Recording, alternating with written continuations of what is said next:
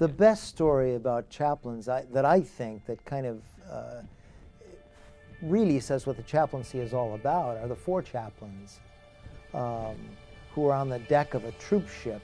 They were all Army chaplains. They're on the deck of a troop ship during the Second World War.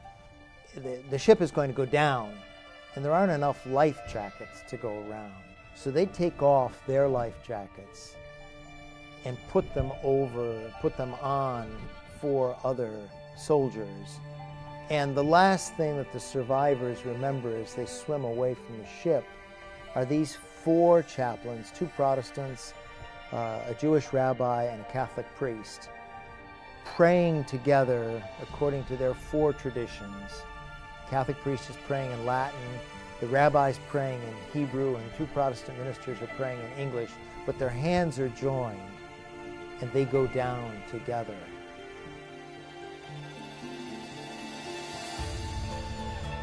And I think this is really a fundamental example of what the chaplaincy is all about.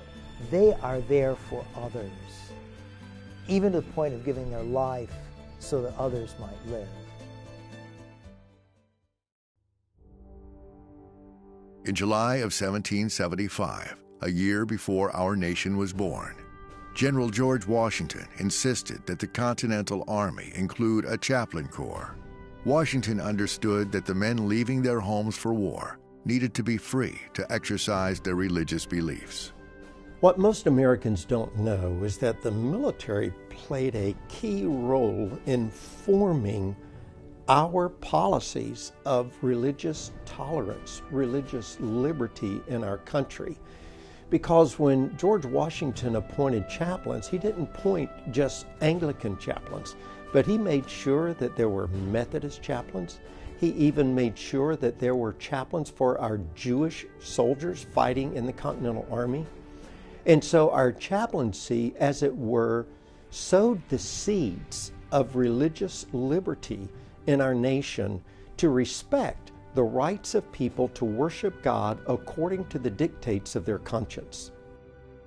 In every war our nation has fought, chaplains have been there, providing for the spiritual needs of our military's men and women. The chaplaincy has essentially helped men and women to answer the big questions of life and death in particular. And when a soldier, airman, guardian, sailor, marine goes to a faraway place on the front line of a battle, believe me, they begin to ask and think about questions in their quiet moments. From jumping out of airplanes to foxholes under fire, chaplains go wherever our troops go. To nurture the living, to care for the wounded, to honor the dead. They bring God to soldiers and soldiers to God.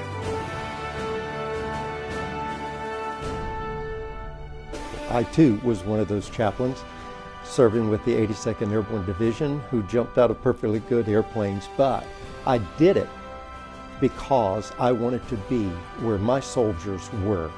Such is the care our chaplains and military have given to the faith of the soldier. But today, the increasing harassment service members are facing when they exercise their religious beliefs.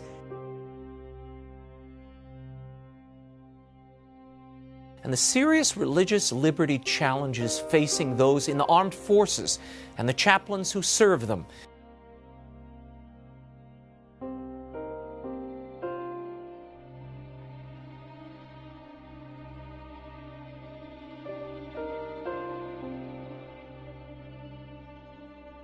More recently, in the last 2 or 3 years, we've had threats of judicial and administrative actions against both chaplains and other military members for sharing their faith, for having a Bible on their desk in their own private space.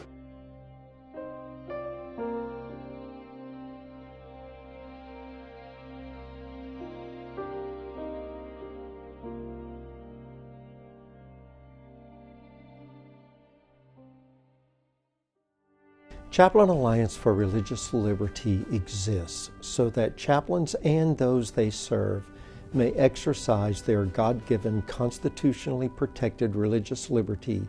And so the Chaplain Alliance is endeavoring to be there to give good facts, to give good examples, and to give good assistance and help to those who are writing laws and concerned about our military and religious liberty.